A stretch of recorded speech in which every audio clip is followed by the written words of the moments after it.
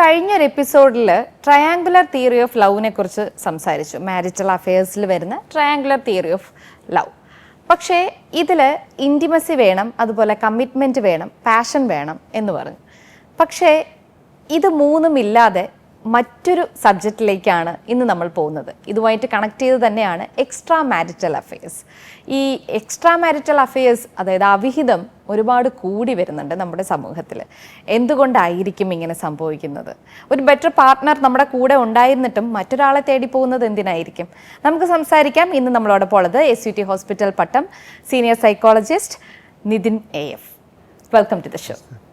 Sir, ഞാനിപ്പോൾ പറഞ്ഞതുപോലെ തന്നെ അവിഹിതം വളരെയധികം കൂടി വരുന്നുണ്ട്. നമ്മൾ പല സിനിമകളിലും അതുപോലെ തന്നെ പല റീൽസുകളിലും ഇപ്പോൾ അവിഹിതത്തെ കുറച്ച് പോസിറ്റീവായിട്ട് ഗ്ലോറിഫൈ ചെയ്ത് കാണിക്കാറുമുണ്ട്.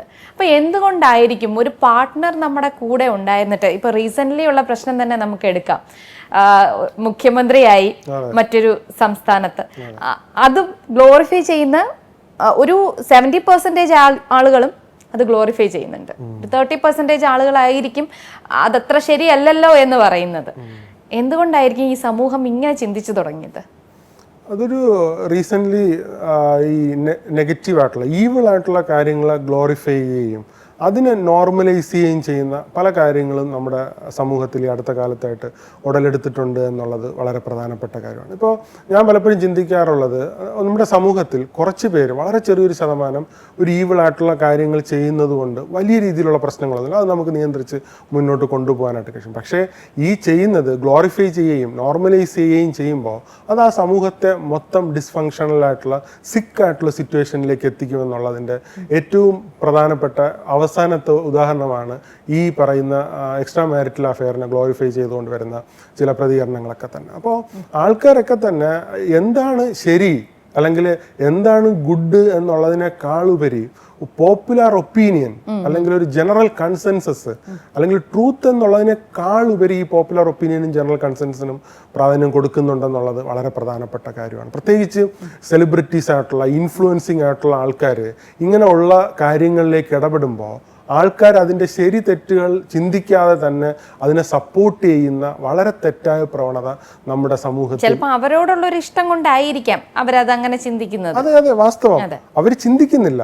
പലരും അവർക്ക് ചിന്തിക്കാനുള്ള ശേഷി ഉണ്ടെന്ന് പോലും അവർ തിരിച്ചറിയുന്നില്ല. അവരുടെ ഒരു ലീഡർ അല്ലെങ്കിൽ ഇൻഫ്ലുവൻസർ പറയുന്നത് കേട്ടുകൊണ്ട് അതാണ് ശരിയെന്ന് പറഞ്ഞുകൊണ്ട് മുന്നോട്ട് പോവാണ്. അത് യഥാർത്ഥത്തിൽ നമ്മുടെ ഒരു രാജ്യത്തിന് തന്നെ നല്ലതല്ല, ഒരു ഡെമോക്രാറ്റിക് പ്രോസസ്സിന് തന്നെ നല്ലതല്ല. ശരിയും തെറ്റും ആൾക്കാർ ചിന്തിക്കാനും അവരുടെ ഒരു തോട്ട് പ്രോസസ്സ് കുറെ കൂടെ ക്ലാരിറ്റി ഉണ്ടാക്കാനും അതനുസരിച്ച് ലൈഫ് മുന്നോട്ടേക്ക് കൊണ്ടുപോകാനും അതനുസരിച്ച് അവരുടെ വോട്ടിംഗ് റൈറ്റ് ഉപയോഗിക്കുകയും ചെയ്യുമ്പോഴാണ് കുറെ കൂടെ ബെറ്റർ ആയിട്ടുള്ള ഒരു സൊസൈറ്റി നമ്മുടെ നാട്ടിൽ ഉണ്ടാവുക എന്നുള്ളത് വളരെ പ്രധാനപ്പെട്ട ഒരു കാര്യമാണ്. ഇനി ഒരു സാധാരണ പേഴ്സണിലേക്ക് വരുമ്പോൾ എന്തുകൊണ്ടായിരിക്കും ഒരു എക്സ്ട്രാ മാരിറ്റൽ അഫെയർസിലേക്ക് അവർ ചെന്ന് വീണ് പോകുന്നത്? എന്തുകൊണ്ടായിരിക്കും? അതിന് ധാരാളം കാരണങ്ങളുണ്ട്. ഇപ്പോൾ കൂടുതലായിട്ടും കാണുന്നത് ഒന്ന് ടെക്നോളജിക്കലായിട്ടുള്ള ഡെവലപ്മെൻറ്റ്, അതായത് ഇൻസ്റ്റൻറ്റ് മെസ്സേജിങ് ആപ്പുകൾ, സോഷ്യൽ മീഡിയകൾ, അതുവഴി വന്ന കുറേ എക്സ്ട്രാ മാരിറ്റൽ റിലേഷൻഷിപ്പുകൾ നമുക്ക് കാണാൻ പറ്റും. വേറൊരു മേജർ ഷെയറും കാണാൻ പറ്റുന്നത് വർക്ക് പ്ലേസിലുള്ള എക്സ്ട്രാ മാരിറ്റൽ റിലേഷൻഷിപ്പുകളാണ്. അപ്പം ഈ ഇൻസ്റ്റൻറ്റ് മെസ്സേജിങ് ആപ്പുകൾ അല്ലെങ്കിൽ ഇൻ്റർനെറ്റ് ടെക്നോളജിക്കൽ റവല്യൂഷൻ വന്നതിന് ശേഷം സംഭവിച്ച കാര്യം എന്താണെന്ന് വെച്ചാൽ, ഇപ്പം നമ്മൾ ഒരാളെ കണ്ടു, ഒരു ഇൻഫാക്ച്വേഷൻ തോന്നിക്കഴിഞ്ഞാൽ ആ ബന്ധം നിലനിർത്തി കൊണ്ടുപോകാനും അല്ലെങ്കിൽ ആ വ്യക്തിയുമായിട്ടുള്ള ബന്ധം ഉണ്ടാക്കി പരിചയപ്പെട്ട് മുന്നോട്ട് മെയിൻറ്റെയിൻ ചെയ്ത് കൊണ്ടുപോകാനുള്ള ഓപ്പർച്യൂണിറ്റീസ് ഇന്ന് ധാരാളമാണ്. അപ്പോൾ പണ്ട് നമ്മളൊരു കല്യാണത്തിന് പോകുമ്പോൾ ഒരാളെ കണ്ടു കഴിഞ്ഞാൽ നമ്മളങ്ങ് പുറത്തിറങ്ങുമ്പോൾ അത് കഴിയുകയാണ്. പക്ഷെ ഇപ്പം അങ്ങനെയല്ല, വിത്തിൻ 2 hour മെസ്സേജ് അവിടെ ചെല്ലുകയാണ് ആക്ച്വലി. അപ്പോൾ അങ്ങനെ വരുമ്പോൾ സ്വാഭാവികമായിട്ടും ഇത്തരത്തിലുള്ള ഒരു ടെക്നോളജിക്കൽ ഇമ്പാക്റ്റ് കാരണം എക്സ്ട്രാ മാരിറ്റൽ റിലേഷൻഷിപ്പ് ഉണ്ടാകാനുള്ള സാധ്യത കൂടുതലാണ്.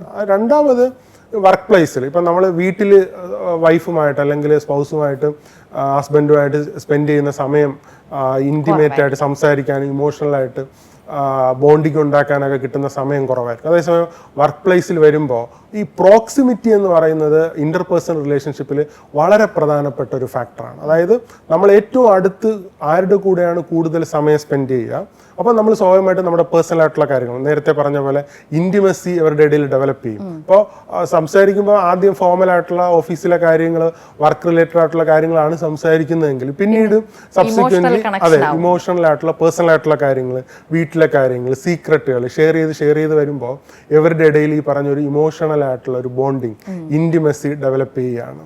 പിന്നെ ഇവർ പുറത്ത് വെച്ച് മീറ്റ് ചെയ്യുക, ആ ക്യാമ്പസിന്, അതായത് വർക്ക് റിലേറ്റഡ് ആയിട്ട് അല്ലാത്ത കാര്യങ്ങളിൽ പേഴ്സണലായിട്ട് അവർ പുറത്ത് വെച്ച് മീറ്റ് ചെയ്യുക, അങ്ങനെയുള്ള സാഹചര്യങ്ങളൊക്കെ സബ്സിക്വൻ്റ്ലി ഈ പറയുന്ന എക്സ്ട്രാ മാരിറ്റൽ റിലേഷൻഷിപ്പ് കൂട്ടുന്നതായിട്ടാണ് കാണുന്നത്. അപ്പോൾ അത് ഈ റീസെൻ്റ് ആയിട്ട് വന്ന ടെക്നോളജിക്കലായിട്ടുള്ള ഡെവലപ്മെൻ്റ് ആണെങ്കിലും ഈ വർക്ക് പ്ലേസിൽ ഇങ്ങനെ കൂടുതലായിട്ട് വന്ന എക്സ്ട്രാ മാരിറ്റൽ റിലേഷൻഷിപ്പ് ആണെങ്കിലും റീസെൻ്റ്ലി വന്ന ഒരു ഡെവലപ്മെൻറ്റ് തന്നെയാണ്. അപ്പോൾ ഇതൊക്കെ തന്നെ ആൾക്കാർ ഇതിനെ ഒന്ന് ഗ്ലോറിഫൈ ചെയ്ത് നോർമലൈസ് ചെയ്ത് അവരുടെ ഈവിളായിട്ടുള്ള സിക്കായിട്ടുള്ള ഇൻട്രസ്റ്റുകളെ നടപ്പിലാക്കി എടുക്കാൻ വേണ്ടിയിട്ട് ശ്രമിക്കുന്നതിൻ്റെ ഭാഗമായിട്ടാണ് എനിക്ക് പലപ്പോഴും തോന്നിയിട്ടുള്ളത്. കേൾക്കാൻ ഒരാള്, അതായിരിക്കും മേ ബി ഇവർ അതിലോട്ട് മാറിപ്പോകുന്നത്. ഈ കേൾക്കാൻ ഒരാളാണ് പിന്നീട് എനിക്ക് കേട്ടില്ലെങ്കിൽ പിന്നെ ഉറക്കം വരില്ല എന്നുള്ള രീതിയിലേക്ക് മാറുന്നത്. അപ്പോൾ ഈ പാർട്ട്ണർക്ക് കേൾക്കാൻ സമയമില്ല, അല്ലെങ്കിൽ കൂടെയുള്ള ആള് കേൾക്കുന്നില്ല, അല്ലെങ്കിൽ ഫ്രണ്ട്സ് ഇല്ല, അങ്ങനെയൊക്കെ ഉള്ളതായിരിക്കും പല രീതിയിലേക്ക് ഇവർ ഒരു അവിഹിതത്തിലേക്കൊക്കെ പോകുന്നത്.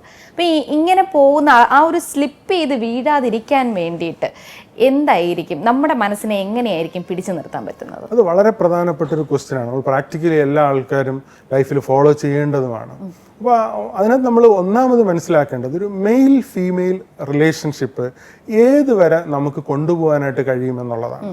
എൻ്റെ അഭിപ്രായത്തിൽ ഞാൻ മനസ്സിലാക്കിയെടുത്തോളം ഒരു മെയിലിനും ഫീമെയിലിനും ക്ലോസ് ഫ്രണ്ടായിട്ട് ഇരിക്കാൻ കഴിയില്ല എന്നുള്ളതാണ് ഏറ്റവും പ്രധാനപ്പെട്ട കാര്യം. അതായത് ഏറ്റവും ക്ലോസസ്റ്റ്, നമ്മുടെ ലൈഫിലെ ഏറ്റവും ക്ലോസസ്റ്റ് ആയിട്ടുള്ള ഒരാളായിട്ട് ഓപ്പോസിറ്റ് ജെൻഡറിലെ ഒരാളിന് ആവാൻ കഴിയില്ല എന്നുള്ളതാണ്. നിറം സിനിമയിലെ ജോമോള് പറയുമ്പോൾ ആയിരിക്കാം. ഞാൻ ആ സിനിമ എനിക്ക് ഓർക്കുന്നില്ല ഡയലോഗ്. ഓക്കെ, അത് വളരെ ഇമ്പോർട്ടൻ്റ് ആയിട്ടുള്ളൊരു കാര്യമാണ്. പക്ഷേ ഇപ്പോഴത്തെ ഒരു പോസ്റ്റ് മോഡേൺ നോഷൻ നറേറ്റീവ് അതിന് എഗെയിൻസ്റ്റ് ആയിട്ടാണ് പറയുന്നത്. അത് ഒരു ഡിസോണസ്റ്റ് ആയിട്ടാണ്, ഒട്ടും ഇൻറ്റഗ്രിറ്റി ഇല്ലാതെ അവർ ലൈഫിൽ നടപ്പാക്കാത്ത, ഹിപ്പോക്രറ്റായിട്ട് അവർ സംസാരിക്കുന്ന, വളരെ പോപ്പുലർ ഒപ്പീനിയന് വേണ്ടിയിട്ടും ഒരു ഫാൻ ബേസിന് വേണ്ടിയിട്ടും പബ്ലിസിറ്റിക്ക് വേണ്ടിയിട്ടും മാത്രം പറയുന്നതാണ്. പക്ഷേ റിയാലിറ്റി നമ്മൾ നോക്കിക്കഴിഞ്ഞാൽ ഒരു മെയിലിനും ഫീമെയിലിനും ക്ലോസ് ഫ്രണ്ടായിട്ട് ഇരിക്കാൻ കഴിയില്ല എന്നുള്ളത് വാസ്തവമാണ്. ബിയോണ്ട് എ സെർട്ടൻ ലിമിറ്റ് ഒരാൾക്ക് അല്ലെങ്കിൽ മറ്റേ ആൾക്ക് അവരുടെ ഇടയിൽ നിലവിലുള്ള റിലേഷൻഷിപ്പിനേക്കാൾ കൂടുതൽ ഇൻട്രസ്റ്റ് അവർക്ക് ആർക്കെങ്കിലും ഒരാൾക്ക് അറ്റ്ലീസ്റ്റ് ഉണ്ടാകുമെന്നുള്ളത് വളരെ പ്രധാനപ്പെട്ട ഒരു യാഥാർത്ഥ്യമാണ്.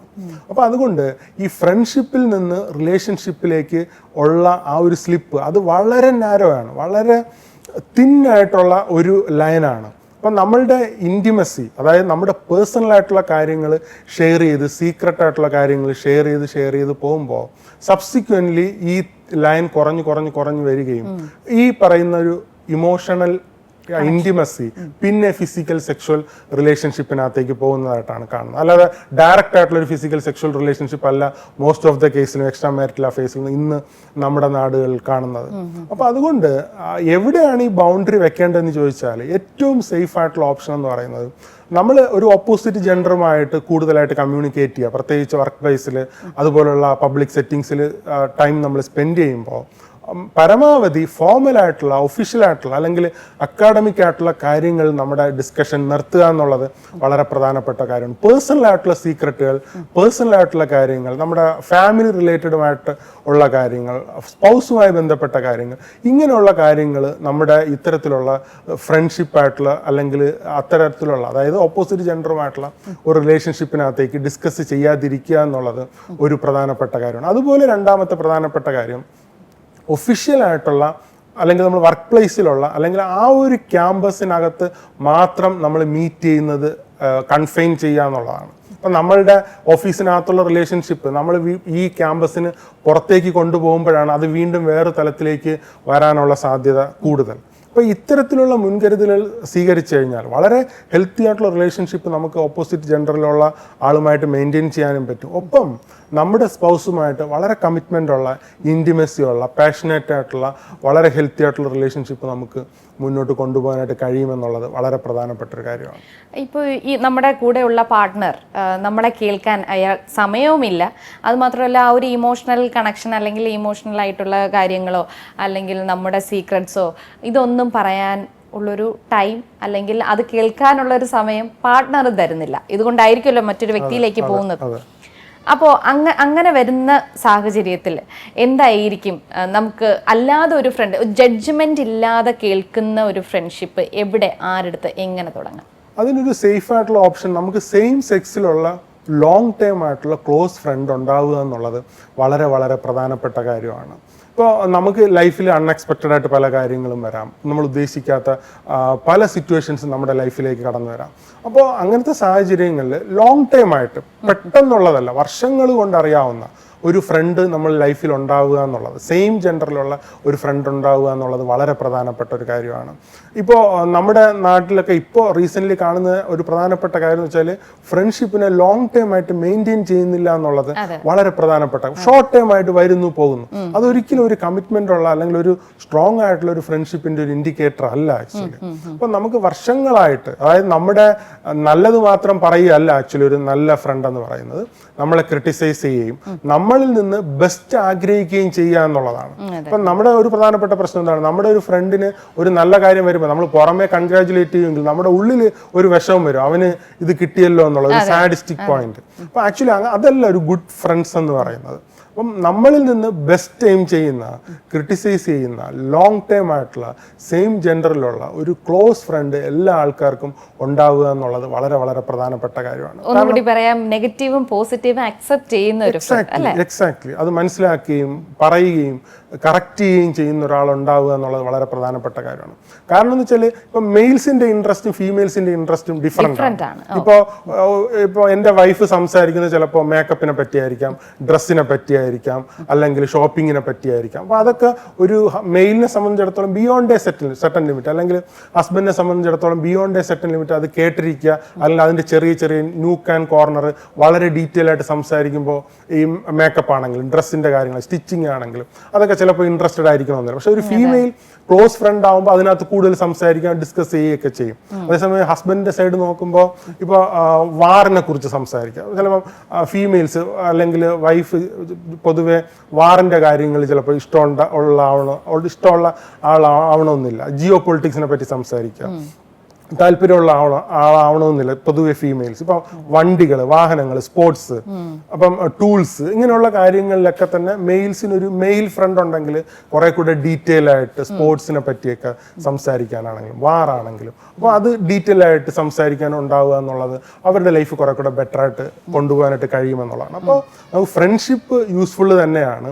അത് ഈ പറയുന്ന രീതിയിൽ ഓപ്പോസിറ്റ് ജെൻഡറിൽ ബിയോണ്ട് എ സെർട്ടൻ ലിമിറ്റ് പോകുമ്പോഴാണ് വളരെ കോംപ്ലിക്കേറ്റഡ് ആയിട്ടുള്ള സിനാരിയോയിലേക്ക് പോകുന്നത്. പക്ഷെ അത് ഇന്നത്തെ സാഹചര്യത്തിൽ അത് ഗ്ലോറിഫൈ ചെയ്ത് നോർമലൈസ് ചെയ്ത് കൊണ്ടുപോകുന്നത് നമ്മുടെ സൊസൈറ്റി ഒരു കെയോട്ടിക് സിറ്റുവേഷനിലേക്ക് കൊണ്ടുപോകും. മാത്രമല്ല നമ്മുടെ ഫാമിലികളെല്ലാം വളരെ അൺസർട്ടനിറ്റിയിലേക്ക് പോകുമെന്നുള്ളത് വളരെ പ്രധാനപ്പെട്ട പ്രശ്നമാണ്. ഞാൻ മറ്റൊരു ചോദ്യം ചോദിക്കാൻ വരുമായിരുന്നു, പക്ഷെ അതിൻ്റെ കൺക്ലൂഷനും ഇതിൽ തന്നെ എനിക്ക് കിട്ടിക്കഴിഞ്ഞു. കാരണം ഒരു ഫ്രണ്ട്ഷിപ്പ് അല്ലെങ്കിൽ അതൊരു ആണും പെണ്ണും തമ്മിൽ എന്താ ഫ്രണ്ട്സ് ആയാൽ അതൊരു ലോങ് ടേം ആയിട്ട് പൊയ്ക്കൂടെ എന്ന് വേണമെങ്കിൽ നമ്മുടെ ഈ ഒരു വീഡിയോയുടെ താഴെ കമൻറ്റ് വരാം. പക്ഷെ അതിനുള്ളൊരു ഉത്തരവും ഇപ്പോൾ ഓൾറെഡി സാറ് പറഞ്ഞു കഴിഞ്ഞു. എനിവേ, എക്സ്ട്രാ മാരിറ്റൽ അഫെയേഴ്സ് കൊണ്ട് നടക്കുന്നവർ അല്ലെങ്കിൽ ഇനി ആകാൻ പോകുന്നവർ ഒന്ന് ശ്രദ്ധിക്കുക. നമ്മുടെ കുടുംബം തന്നെയാണ് നശിക്കാൻ പോകുന്നതും. അപ്പോൾ നിങ്ങൾ അതെല്ലാം മനസ്സിലാക്കി തന്നെ മുന്നോട്ട് പോവുക. എനിവേ, മറ്റൊരു സബ്ജക്റ്റുമായിട്ട് വീണ്ടും എത്താം. Thank you so much.